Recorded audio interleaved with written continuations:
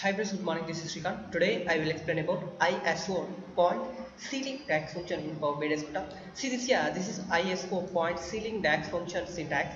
ISO point ceiling is a function name. Add number and comma. Add significance. Okay. Let's check this DAX function in Power BI Desktop. See this here. Now I am clicking new measure and now I am typing ISO point ceiling. Once you read this, round a number up to the nearest integer to the nearest multiple of significance. Now I am typing minus 6.43 comma 0 comma 06. Okay, now I am closing this parenthesis. Okay, let's check this DAX function.